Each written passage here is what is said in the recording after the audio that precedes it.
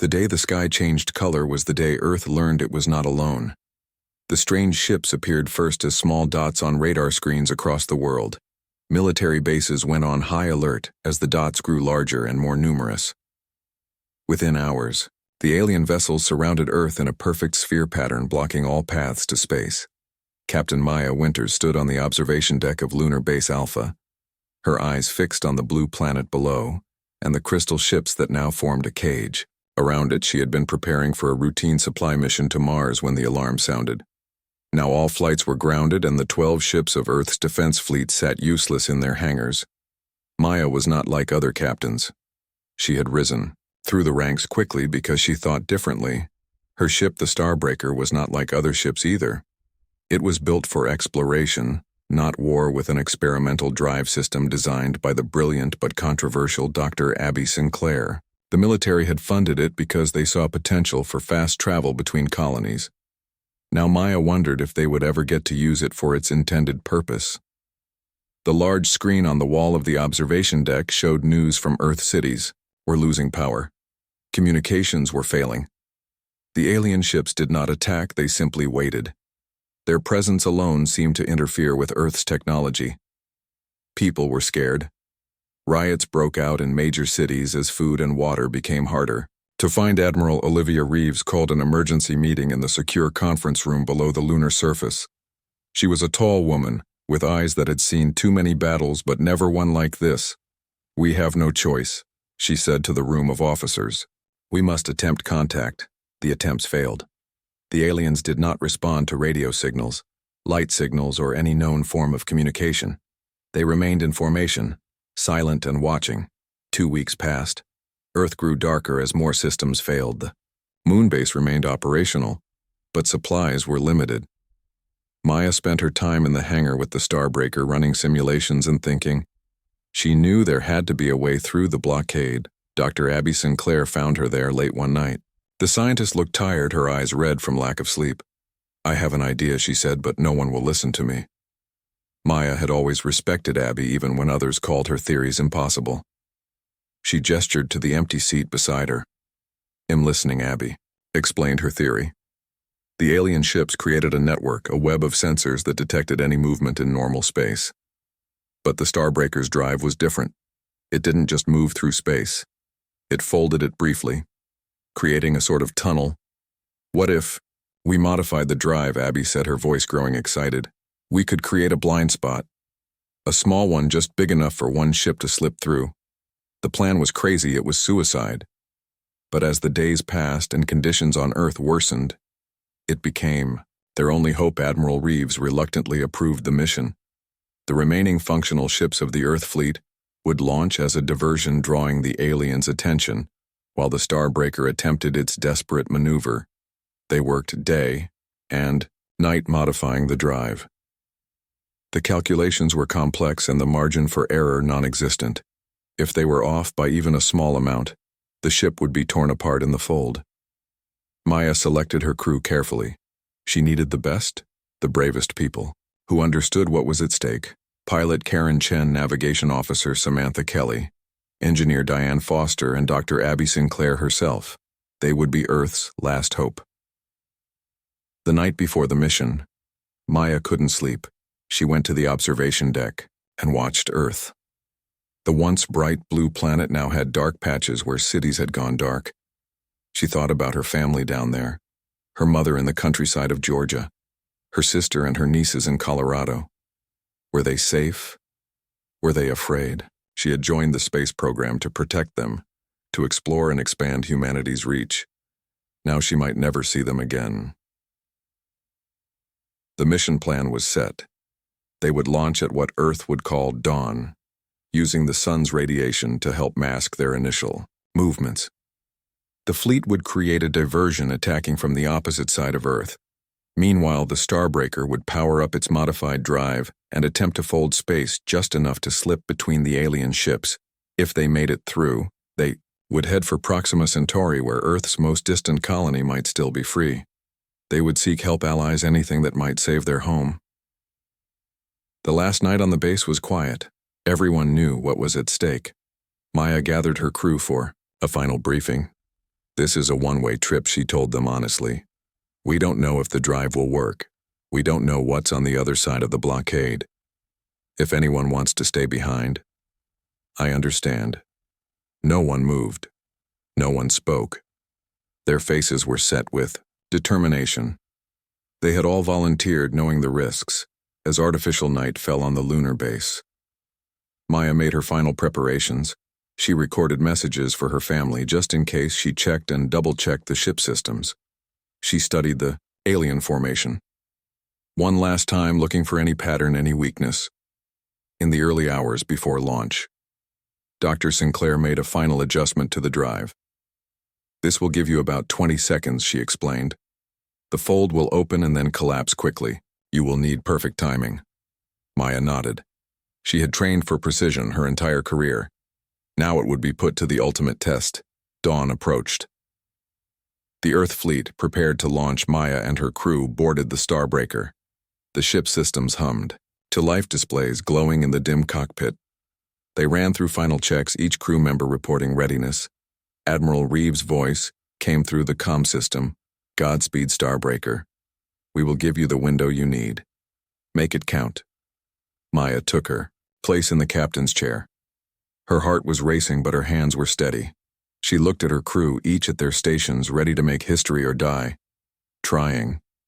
The countdown began. The Earth fleet launched a brilliant distraction. Multiple ships firing, weapons that seemed useless against the alien vessels but drew their attention nonetheless. Now, Maya commanded. The Starbreaker rose from the lunar surface, its modified drive beginning to spin up, creating the dimensional fold that was their only hope. The ship shuddered as reality itself began to bend around them. Through the view screen, Maya watched as space warped. The stars stretched. The alien blockade loomed ahead, a wall of crystal and unknown technology. The fold is forming. Dr. Sinclair called 15 seconds. The ship accelerated toward what looked like solid crystal. A suicide run to any observer. Maya kept her eyes open, focused on the target. 10 seconds alarms blared. The alien ships were responding, turning their attention to this. New threat. 5 seconds. Maya could see nothing now but the strange light of the dimensional fold surrounding them. The ship groaned, metal and circuits protesting the impossible physics. 3, 2, 1. The universe blinked, and the Starbreaker was through. Light flooded the cockpit as the Starbreaker emerged from the dimensional fold. The crew blinked against the sudden brightness, their eyes adjusting to normal space once more. Warning lights flashed across every control panel as ship systems struggled to recover from the strain of the fold. We made it. Karen Chen whispered, her voice filled with disbelief. She checked her instruments. We actually made it through. Maya could hardly believe it herself. She stared at the view screen behind them, the alien blockade continued its perfect sphere around Earth, but they were on the outside looking in. No ship had managed this before. They had done the impossible status report. Maya called, keeping her voice steady, despite the adrenaline coursing through her body. Not good. Engineer Diane Foster responded from her station. The drive is fried, coolant leaks in sections 3 and 5. Life support functioning at 70%, power reserves at 43%. We took a beating in that fold. Can we make it to Proxima Centauri? Maya asked. Maybe. Diane said, if we conserve power and make repairs on the way, we have enough emergency supplies to last the journey. If we are careful. Maya nodded. It was better than she had expected. The fold had been theoretical, untested. They were lucky to be alive at all. Set course for Proxima Centauri, she ordered Navigation Officer Samantha Kelly. Maximum sustainable speed. The stars shifted as Samantha adjusted their course. The Starbreaker limped away from Earth, moving as fast as its damaged systems would allow. The crew watched the alien blockade fade into the distance, growing smaller, until it was just another point of light among the stars. They had escaped, but at what cost? The Earth fleet that had provided their diversion was likely destroyed, and they had no way to communicate with Earth to let anyone know they had succeeded. The blockade prevented all signals from getting through. Maya organized the crew into shifts. Some would sleep, while others made repairs and monitored systems. They needed to keep the ship running for weeks, perhaps months, before they reached Proxima Colony. Their only hope of finding help. Dr. Abby Sinclair spent most of her time in the engine room studying the damaged drive. She believed she could repair it given enough time and resources. The technology was her life's work, and she refused to give up on it, even now. Nights on the ship were quiet. The artificial gravity hummed softly. The air recyclers made a gentle whooshing sound. The crew took turns in the observation lounge watching the stars and thinking of home, 2 weeks into their journey. Maya was in the ship's data center running diagnostics when she found something strange. A set of encrypted files hidden in a secure section of the database. Files that shouldn't be there. She called Dr. Sinclair to help break the encryption. "This is military grade," Abby said as she worked, "but I think I can get through it. Give me a few hours." Maya left her to work and went to check on repairs. The ship was holding together. Diane had managed to seal the coolant leaks. Power levels were stable. They were making good time toward Proxima Centauri. When Maya returned to the data center, Abby was pale, her face drawn with worry. "You need to see this," she said. The files were logs, video, and text entries from a scientist named Kimberly Foster, a xenobiologist who had disappeared 6 months before the alien blockade. The logs were dated, chronicled, and disturbing. Maya gathered the crew. They all needed to hear this. The first log appeared on screen. Kimberly Foster was a woman in her 40s with serious eyes and a methodical way of speaking. "This is Dr. Kimberly Foster, lead xenobiology researcher, Pacific Deep Ocean, Station Day 212 of the anomaly study. We have confirmed the signal is not random.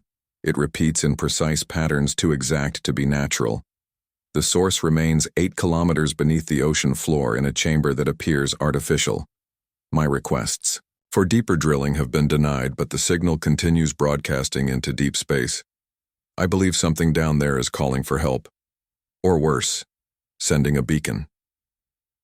The crew watched in silence as Maya played log after log. The story unfolded across months of research. The deep ocean signal had been discovered by accident during routine seismic monitoring. The government had established a secret research base to study it.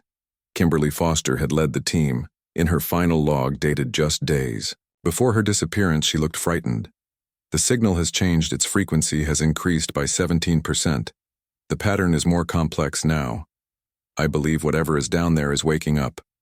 The military wants to drill deeper to investigate, but I have advised against it. This entity, whatever it is, predates human civilization. The carbon dating of surrounding materials suggests it has been here for millions of years. I fear we are dealing with something beyond our understanding. Something that should remain undisturbed. I am sending these logs to secure servers as a precaution. I no longer trust the intentions of project leadership. Something is coming. I can feel it. And I believe the signal is a warning, not an invitation." The log ended. The crew sat in stunned silence. "What does this mean?" Samantha finally asked. "It means," Maya said, "we may not be running toward safety. We may be running from one danger into another." The implications were clear. The alien blockade might not be an act of aggression. It might be containment. Dr. Sinclair spoke up. "We need more information. We need to know what those aliens know." The journey continued. The crew worked with renewed urgency. The Starbreaker had become more than an escape vessel. It was now a mission to discover truth. Diane managed to boost the ship's sensors. They scanned constantly for any sign of alien presence beyond the blockade. But space remained quiet. Only the distant stars and the occasional asteroid field broke the emptiness. Maya spent hours studying Kimberly Foster's logs, looking for any clue they might have missed. Any hint about what the deep ocean signal might be calling. What civilization might have left something buried on Earth millions of years ago, 1 month into their journey. The ship sensors detected something. A faint energy signature similar to the alien blockade ships but smaller. A scout perhaps, or a patrol hide. Yes, Maya ordered. Diane powered down all non-essential systems. The Starbreaker drifted silently, its heat signature masked against the cold of space. The alien vessel passed within 1,000 kilometers, close enough that they could see its crystalline structure through the view screen. But it did not detect them. They watched it disappear into the distance, heading toward a point in space where nothing appeared to be. Samantha frowned at her navigation console. "That's odd," she said. "The course that ship is on. There should be nothing there." "Follow it," Maya decided. "But keep our distance. Minimum. Power only." The Starbreaker shadowed the alien vessel, maintaining a safe distance, following its path toward apparently empty space. And then they saw it. A distortion. A shimmer like heat waves above a hot road. And beyond it, a massive structure. The alien vessel passed through the distortion and disappeared. A cloaking field. Abby breathed, her eyes wide with scientific curiosity. "I never imagined it could work on such a scale." Maya made her decision. "We go through," she said. "We need answers." The crew prepared the ship. Diane rerouted emergency power to shields. They approached the distortion slowly, cautiously. The view screen showed only stars, and then suddenly, they were through. Before them floated a vast space station. Its design matched the Blockade, ships crystalline and elegant. Surrounding it were hundreds of smaller vessels and something else. Ships of human design. Vessels from Earth colonies. Maya stared in disbelief. "Is that—" "Yes," Samantha confirmed. "Those are human colony ships. Look, Proxima. Colony Explorer Mars Outpost Vessel. Europa Mining Corp ships. They're all here." But why, Maya wondered. What does it mean as they watched a small vessel detached from the station and approach them? A communication request flashed on their screen. "They know we're here," Diane said. "Should we run?" "No." Maya decided. "We came for answers. Open the channel." The screen flickered, and a human face appeared. A woman with dark hair and tired eyes. She wore a uniform. Maya didn't recognize. "This is Grace Mitchell, Director of Human Evacuation," she said. "Starbreaker, we have been expecting you." "Welcome to Sanctuary." Maya exchanged confused glances with her crew. "How do you know our ship?" she asked. "The Valkyrie told us you broke through the quarantine," Grace explained. "They tracked your dimensional fold. They knew someone would try it eventually. The Valkyrie, the beings you call aliens." Grace continued. "They are not our enemies. Captain Winters. They are our protectors. You should dock immediately. We have much to discuss." The Starbreaker approached the station, guided by beacons. The crew remained on high alert, unsure what to believe but desperate for answers. As they neared the docking port, Maya saw other humans moving inside the station. Through viewports, she could see what looked like a small city. People living, working, surviving. "This is not what we expected," she said to her crew. "Be ready for anything." The airlock sealed, the pressure equalized. The door opened and Grace Mitchell greeted them in person. "Follow me," she said. "You need to see this. You need to understand why Earth had to be quarantined." The crew of the Starbreaker stepped into the unknown, the truth waiting just ahead. The station corridors were wide and brightly lit. Nothing like the cramped utilitarian spaces of Earth stations, humans and tall crystalline beings. The Valkyrie moved together with surprising comfort. The crew of the Starbreaker stayed close to one another, eyes wide, taking in the impossible scene. "These are all evacuees," Grace Mitchell explained, gesturing to the humans they passed. All off-world colonies were evacuated before the quarantine was established. Almost 50,000 people from Mars, Europa, the outer moons, and Proxima. Maya struggled to process this information. Evacuated. Not destroyed. Not conquered. Evacuated? But why, she asked. What about Earth? There are billions of people still trapped there. Grace led them into a large circular room with a domed ceiling that showed the stars beyond. In the center stood a holographic projection of Earth, rotating slowly. The blue planet looked peaceful from this distance, giving no hint of the suffering happening on its surface. "The Valkyrie believe they are protecting the galaxy," Grace said. "They call themselves Guardians. Their civilization is millions of years old. They monitor, watch for certain threats." Her voice faltered. "They believe something is awakening on Earth. Something ancient and dangerous. Dr. Sinclair stepped forward. Dr. Kimberly Foster. She said, she found something under the Pacific Ocean. A signal. Grace looked surprised. You know about that? We found her logs, Maya explained. She disappeared 6 months before the blockade. Not disappeared, Grace corrected. The Valthyri brought her here. She was the first. They recognized her research, understood she had discovered the truth. They saved her before it was too late. She works in the research division now, trying to find a solution. A solution to what? Samantha asked. Grace gestured and the hologram changed. Now it showed the interior of Earth cutaway to reveal the core. But there was something else there. Something that didn't belong. A dark mass nestled near the inner core, pulsing, slowly like a heartbeat. The Valthyri call it the World Eater, Grace said softly. An entity that travels between worlds, between galaxies. It hibernates for millions of years inside planets, feeding slowly on their energy. When it fully awakens, it consumes the planet entirely before moving on to the next. In its active phase, it can spread quickly, jumping between nearby worlds like a virus. The crew stared at the hologram, the implications sinking in. How long? Maya asked. How long until it awakens fully? Less than 1 Earth year, Grace answered. The Valthyri detected it stirring, tracked it to our solar system. They established the quarantine to prevent it from spreading when it emerges, and the people on Earth. Diana asked, her voice tight with emotion. Just sacrifices. Grace looked down. The Valthyri wanted to evacuate Earth too, but there was no time. The entity was already affecting global systems. It's just too many people. We couldn't move billions in time. The blockade ships serve 2 purposes. They contain the entity and they slow its awakening.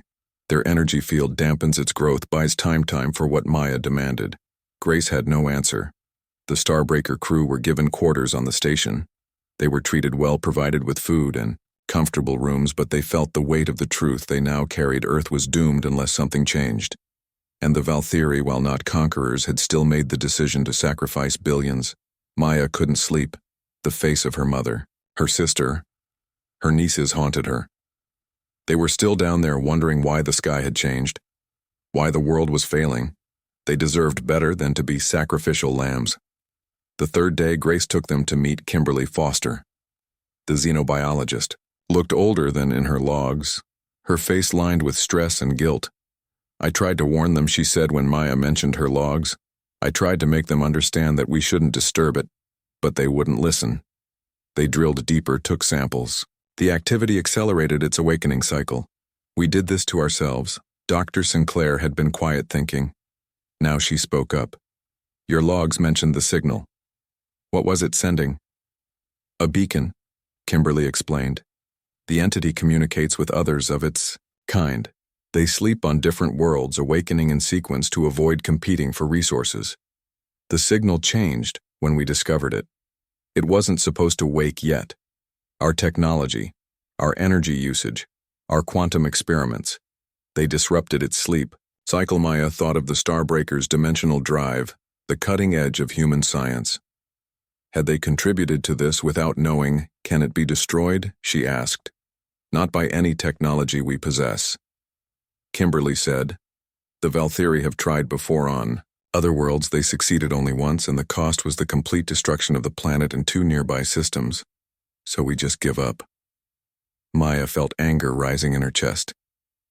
We just watch Earth die. Kimberly had no answer. The Starbreaker crew were invited to meet with the Valthyri Council. The crystalline beings communicated through translation devices. Their voices were musical, with strange harmonics that the technology couldn't quite capture. We regret the necessity, their leader spoke. The one called Sentinel Prime. The World Eater is an ancient enemy. We have fought it across many star systems. Your species had the misfortune to evolve on a world where one sleeps. Did you know? Maya asked. Did you know before now that it was there? Yes, Sentinel Prime answered. We have monitored your world for centuries. The entity was dormant, deeply asleep. We believed it would remain so for thousands more years. Your rapid technological advancement, especially in quantum fields, disrupted its cycle. We did not anticipate this. The anger Maya had been holding erupted. You knew and you did nothing. You could have warned us. You could have helped us prepare. The Valkyrie leader remained calm. Such knowledge would have accelerated the process. The fear, the panic, the attempts to destroy it would have only hastened its awakening. We hoped to guide your species slowly to readiness. But events moved too quickly. Maya turned to her crew, her mind racing. We came here for help, she said. We need to bring something back to Earth. A weapon, a solution. There is no solution. Sentinel Prime said the entity cannot be destroyed without destroying the planet itself. The quarantine is the only way to prevent its spread throughout the galaxy. Dr. Sinclair, who had been studying Valkyrie technology since their arrival, stepped forward. What about containment, she asked, not destruction? What about dimensional folding? The Valkyrie turned their crystalline faces toward her. Interest, evident in their posture. Our ship, she continued, was able to pass through your blockade using dimensional folding technology. A temporary pocket in space-time. What if we could create a permanent one? What if we could fold Earth away? Seal it in its own pocket dimension? The Valkyrie conferred among themselves, their language a series of musical tones too complex for human ears to differentiate. This technology, Sentinel Prime finally said, "You created it independently, yes," Abby said proudly. "It was theoretical, but we made it work. The Starbreaker proved it." "This is unexpected," Sentinel admitted. "We have similar technology, but it requires vast energy. Your solution is elegant. We had not considered this approach." For the first time since discovering the truth, Maya felt a spark of hope. Could it work, she pressed. Could we save Earth that way? Perhaps, Sentinel Prime said, but the calculations would be immense. The energy required substantial, and the dimensional pocket would need to be perfect. Any flaw would allow the entity to escape. "We need to try." Maya insisted. "We need to at least try." The Valkyrie agreed. They would help modify the Starbreaker, rebuild its dimensional drive on a scale never before attempted. The ship would need to reach Earth's core where the entity slumbered, plant the dimensional device and activate it from a safe distance. It would be dangerous, perhaps impossible. The crew might not survive. But it was the only hope for Earth. They worked day and night. The Valkyrie shared technology. The humans had never imagined. Dr. Sinclair worked closely with their scientists, learning, adapting, testing. The Starbreaker was rebuilt, strengthened its systems, enhanced with Valkyrie crystal technology. Kimberly Foster joined their crew. Her knowledge of the entity would be crucial. She showed them scans, maps, everything she had discovered about the World Eater, its patterns, its vulnerabilities. The dimensional fold would need to encase it completely. Maya sent a message to Earth, though she knew it couldn't penetrate the blockade. She recorded it anyway, hoping somehow it would reach those she loved. "We are coming," she promised. "We have not abandoned you. We will save you or die." Trying 1 month later, the enhanced Starbreaker was ready. The dimensional drive now occupied most of the ship's interior space. A crystalline heart that pulsed with energy. The crew had trained with Valkyrie pilots, learning new systems, new physics. The night before launch, Maya stood in the observation dome, looking toward Earth. It seemed so small from this distance, so fragile. Her home, everything she had ever known, might soon disappear forever, sealed away in a pocket dimension, never to be seen again. But the people would survive. That was what mattered. Grace Mitchell approached, quietly standing beside her. "The evacuation ships are ready," she said. "The Valkyrie will create brief openings in the blockade timed to your dimensional pulses. We can save millions, maybe billions, but not everyone. The time is too short. It's better than nothing." Maya said, her voice thick with emotion. Better than losing everyone. The plan was set. The Starbreaker would return to Earth using a modified version of the fold that had allowed their escape. They would deploy smaller ships carrying Valkyrie technology to create momentary gaps in the blockade. Through these gaps, evacuation ships would descend to Earth's surface, gathering as many humans as possible. Meanwhile, the Starbreaker would drill toward the The command module of the Starbreaker burst through the Earth's crust, emerging near a chain of islands in the South Pacific Ocean, warning systems blaring as the heat shields finally gave way. The small vessel skipped across the water like a stone, leaving a trail of steam in its wake. Maya and her remaining crew held on as the module finally slowed, coming to rest half-submerged in the shallow waters near a deserted beach, systems critical. Diane reported her console sparking emergency power. Only thrusters offline communication arrays damaged. Maya checked the timer. The dimensional fold was 87% complete, expanding outward from the core. They had less than an hour to escape Earth's atmosphere before the entire planet would be sealed away in its pocket dimension. "Can we send a distress signal?" she asked. Diane worked the damaged systems. "Maybe a short burst. But I can't guarantee anyone will receive it." "Send it," Maya ordered, "and keep trying. We need extraction through the viewports." They could see the effects of the World Eater's accelerating awakening. The sky had turned a strange copper color with swirling clouds that moved too fast. Storm systems formed and dissipated in minutes. The ocean churned with unnatural currents. In the distance, a new island was rising from the sea, pushed upward by tectonic forces. The distress signal went out. A simple encoded burst that any human or Valtheri vessel would recognize, but would anyone be close enough to receive it? Would anyone be able to reach them in time? The timer ticked down 50 minutes 45. The fold continued to expand, its effects becoming visible even on the surface. Reality itself seemed to waver. The air shimmered like a mirage, the laws of physics beginning to change as the pocket dimension formed. Dr. Sinclair studied the readings on her tablet. "The fold is proceeding faster than predicted," she said with mixed concern and awe. "The World Eater's energy is actually accelerating the process it's fighting, so hard it's making the trap more effective." 30 minutes, Samantha announced, watching the timer with growing anxiety. "The evacuation ships. Have they all cleared the atmosphere?" Communications were down. They had no way of knowing how many people had escaped, how many were still trying to flee. "We have to assume they're following the timetable," Maya said. "They know the deadline, 20 minutes. The ground beneath the shallow water where their module rested began to tremble. A crack formed on the nearby beach, splitting the sand. Dark smoke leaked from the opening. The planet was breaking apart at the seams. Maya made her way to the emergency equipment locker, removing survival suits. They were designed for space but would serve here, providing oxygen and protection. "We need to be ready," she told the crew. "If extraction comes, we move instantly. If not," she left the thought unfinished. They all knew what it meant. 15 minutes, the sky darkened further. Unnatural lightning flashed, connecting the clouds. To the ground in perfect geometric patterns, the World Eater was fully awake now, using the planet's energy to fight its imprisonment. Its rage manifested in the elements themselves. 10 minutes. Kimberly Foster watched her monitoring equipment with fascination and terror. "It's beautiful," she whispered. "It's ancient beyond comprehension. It's seen the birth and death of stars. And now, it's afraid 5 minutes."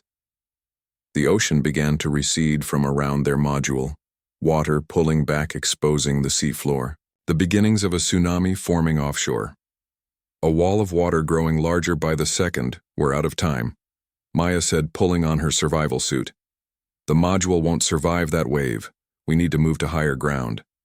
The crew abandoned the command module, carrying what equipment they could. The beach had vanished, replaced by cracked mud and exposed coral.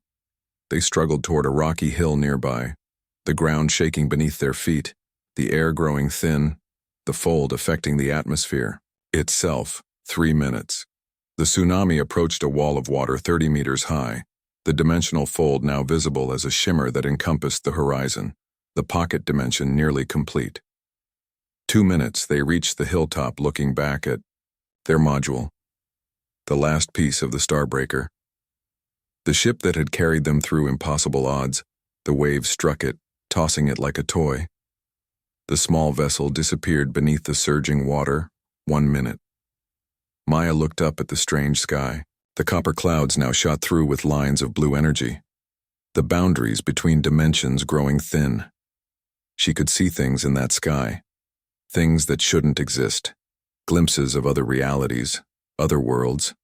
The fold was creating distortions in space-time itself. 30 seconds. The crew huddled together on the hilltop, their survival suits providing oxygen as the atmosphere continued to thin.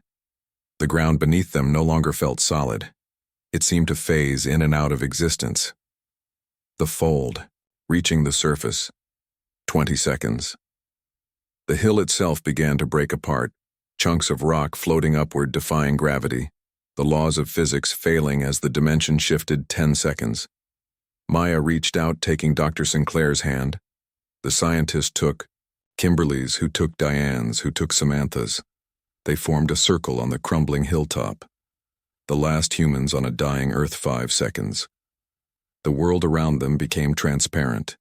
Maya could see through the ground, through the ocean, to the core of the planet where the World Eater writhed, a vast ancient thing fighting against the dimensional cage closing around it.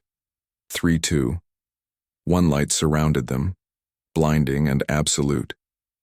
Maya closed her eyes against its intensity, feeling her body become weightless, her consciousness stretching as reality shifted. She held tightly to her crew's hands, determined that if they were to be trapped in the pocket dimension, they would face it together. Then suddenly, the light vanished. Replaced by darkness and stars, Maya opened her eyes. They were floating in space. All 5 of them still in their survival suits, still holding hands. A bubble of energy surrounding them, preserving them. The Earth was gone. No planet hung where it should have been. Only a faint distortion in space-time. A ripple that marked the entrance to the pocket dimension. The evacuation had failed. They had succeeded in trapping the World Eater, but at the cost of their own escape. They were stranded in space with limited oxygen. No ship. No hopas. The reality of their situation sank in. Maya noticed something. A light moving toward them. A ship. Its design familiar. The crystalline structure of Valthyri technology, but smaller than their massive vessels. A scout, perhaps. The ship approached slowly, cautiously, a beam of light extending from its hull enveloping the floating humans, drawing them toward an open airlock. Maya felt movement as they were pulled inside. The artificial gravity taking hold, the airlock closing behind them. Atmosphere, flooding the chamber. They removed their helmets, breathing real air again. The inner door opened and there stood Grace Mitchell. Her expression one of disbelief and joy. "You made it," she exclaimed. "We received your signal just in time. The fold, it worked. Earth is gone." Maya nodded, exhausted beyond words. The cost over 3 billion evacuated. Grace said the Valthyri opened more gaps in the blockade than we thought possible. The ships worked non-stop. The last transports cleared the atmosphere with minutes. To spare 3 billion, Maya thought. Of 7 billion, not even half, but better than none. Better than extinction. "What happens now?" Dr. Sinclair asked. "We have a new home." Grace explained. "The Valthyri have given us a world, a planet in a nearby system.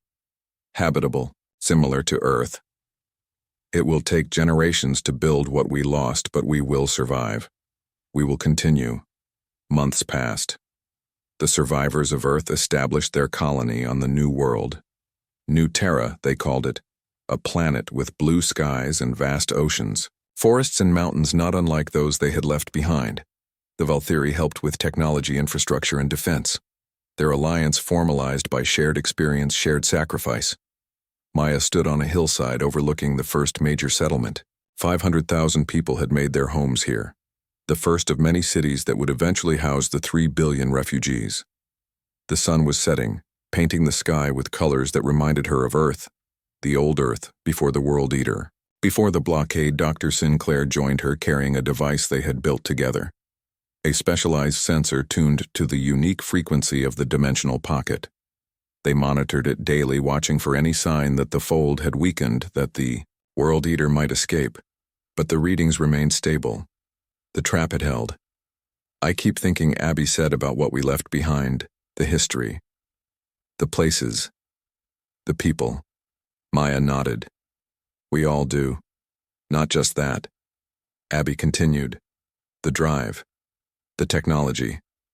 We discovered something no human had ever done before. We folded space.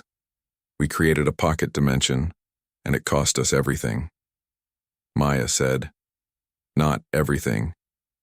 Abby gestured toward the settlement, toward the people going about their lives, building new homes, new futures. Humanity survived.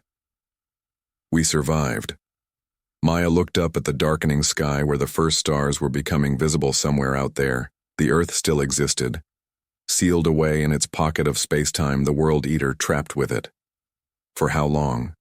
No one could say. Perhaps forever. Perhaps until it found a way to break free. The Valkyrie had warned them other entities like the World Eater existed throughout the galaxy. Ancient slumbering things that might one day awaken. Their new world was safe for now.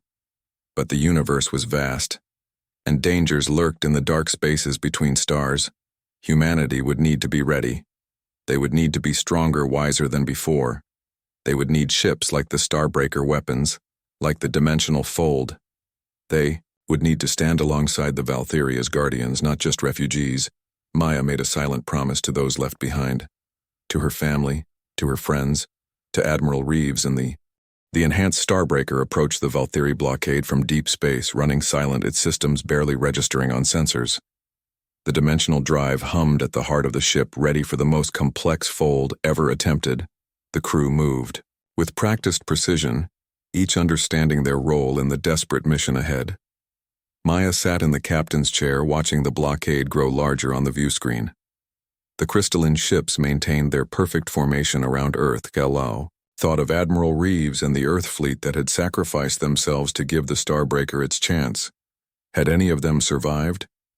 Were they still fighting, approaching optimal fold position? Samantha reported from navigation. 5 minutes. To initiation. Maya nodded.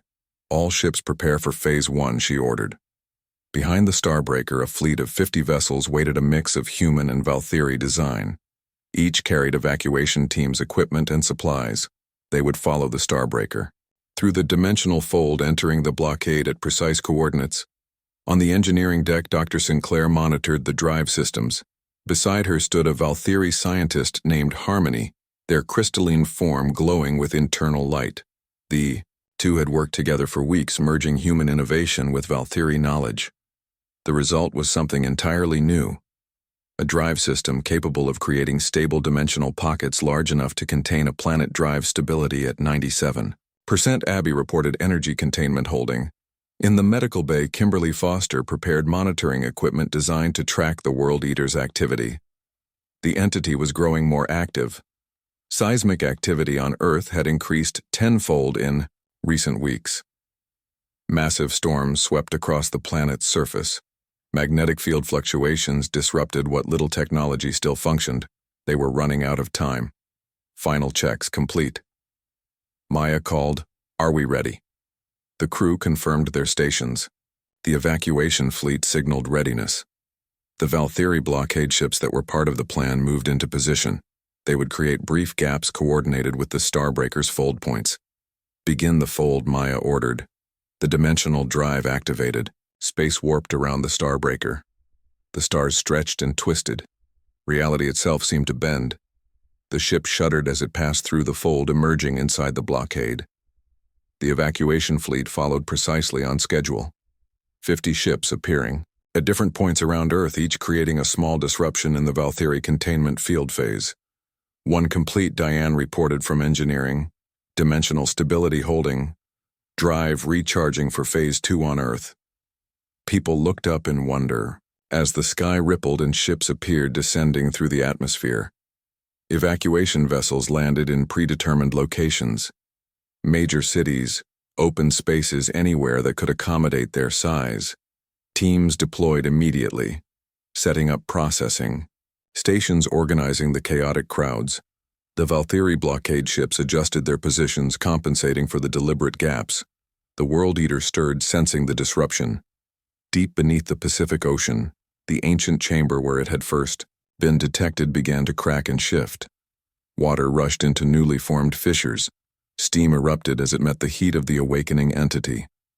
Aboard the Starbreaker, Maya received the first reports from the surface evacuation proceeding at 19 locations. Thousands already boarding the ships, millions more gathering at designated points. But the news wasn't all good. Seismic activity increasing exponentially. Kimberly warned, "The entity is responding to our presence, awakening faster than predicted. We have hours, not days. We need to move to phase 2. Now Maya decided the evacuation will continue in parallel. The Starbreaker changed course, diving toward Earth. The ship's enhanced shields glowed as they entered the atmosphere. The dimensional drive hummed, charging for its next operation. The ship had been modified for this impossible task. Reinforced to withstand pressures no vessel was ever meant to endure. They passed through storm clouds that flashed with unnatural lightning. The surface of Earth came into view. Continents once green and blue now showed brown patches where vegetation had died. Cities lay in darkness. The world was dying even before the World Eater fully awoke. The Pacific Ocean appeared below them, dark and turbulent, with massive whirlpools forming where the ocean floor had begun to crack. Maya thought of Kimberly Foster's logs. The warning no one had heeded. The danger they had unwittingly awakened. Target location identified. Samantha reported, "The Mariana Trench, the deepest point. The thinnest part of Earth's crust, perfect," Maya said. "Take us down." The Starbreaker plunged into the ocean. The water parted around their shields, creating a tunnel of air as they descended deeper. The pressure increased with each kilometer. The ship system strained against forces that should have crushed them, but the Valkyrie reinforcements held. The ocean floor appeared in their lights. Dark volcanic rock. Twisted formations that looked almost like ruins. Though Kimberly assured them, they were natural. The ship adjusted its angle, pointing downward like a massive drill. The modified bow began to rotate, generating intense heat. Drilling sequence initiated. Diane reported, "The rock is liquefying ahead of us. We are creating a passage." The ship bored through the Earth's crust, moving faster than should have been possible. The dimensional drive pulsed with each rotation, creating miniature folds that displaced the molten rock around them. Without this technology, the journey would have taken months. Instead, they moved at kilometers per hour, descending through layers of the planet that no human had ever seen. The temperature rose. Outside the ship, the rock glowed white-hot. The internal cooling systems worked at maximum capacity. The crew sweated in the heat. Despite them, screens showed their progress, a tunnel forming behind them, molten rock cooling in their wake. Reports from the surface continued to come in. Evacuation ships lifting off with thousands aboard, returning to the safe points beyond the blockade where Valkyrie transports waited to take them to sanctuary. But for every ship that escaped, more tremors shook the planet. More fissures opened. Coastal cities reported massive waves washing inland. The World Eaters' awakening was accelerating. 6 hours into the descent, they reached the outer mantle. The ship shuddered violently as it adjusted to the new environment. The pressure was immense, the heat nearly unbearable. The dimensional drive strained to maintain. "Their protective bubble readings are off the charts," Kimberly reported. "The entity is directly below us, maybe 50 kilometers. I can detect its energy signature. It's aware of us. Can it stop us?" Maya asked, unknown. Kimberly admitted, "But it's trying. The gravitational anomalies. The magnetic pulses. They're directed at us now." The ship lurched, suddenly thrown sideways by an unseen force. Warning lights flashed across every console. Gravitational wave. Diane shouted, "Drive stability at 70%. We need to stabilize or the fold will collapse." Maya gripped her chair as the ship righted itself. Compensating, she ordered route emergency power to the drive. "We keep going, hour after hour." They descended deeper into the Earth, the ship's sensors mapping a world humans had only theorized about: strange formations, dense mineral deposits, energy patterns that defied explanation. The planet was alive in ways they had never imagined, and at its heart waited something older than humanity itself. 4 hours into the journey, they reached the outer core. The liquid metal surrounded them, visible through specialized sensors as swirling patterns of heat and magnetism. The Starbreaker could go no further. Its systems were at their limits. The heat and pressure would destroy them if they attempted to reach the inner core. "This is the anchor point," Dr. Sinclair declared. "We deploy the device here. The fold will expand outward, encompassing the entire planet."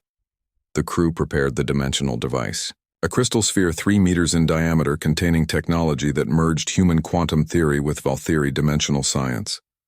Once activated, it would create a fold unlike any before, a pocket dimension where Earth and the World Eater would remain trapped. "Forever deployment sequence initiated," Diane reported from engineering. "The outer hull is opening."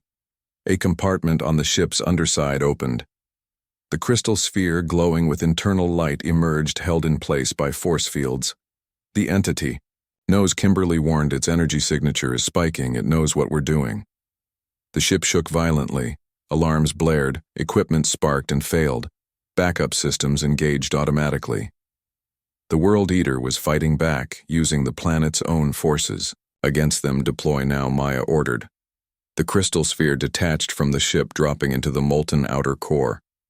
Its glow intensified as it began to sink deeper, drawn toward the center by gravity and something else.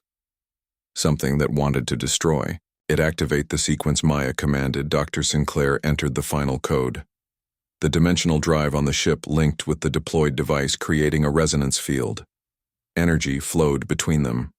The beginnings of the fold. The ship shuddered again, harder this time. Systems failed across all decks. Emergency lighting activated. The World Eater was attacking them directly now. Sensing the threat to its existence, "We need to withdraw." Maya shouted. "Maximum thrust. Get us back to the surface." The Starbreaker turned, struggling against forces that threatened to tear it apart. The tunnel they had created on their descent had partially collapsed. They would need to drill their way out again. "The fold has begun," Dr. Sinclair reported. "It will take approximately 6 hours to complete. We need to be well clear of Earth before then, or we'll be trapped in the pocket dimension too. 6 hours to escape a journey that had taken 24 to complete."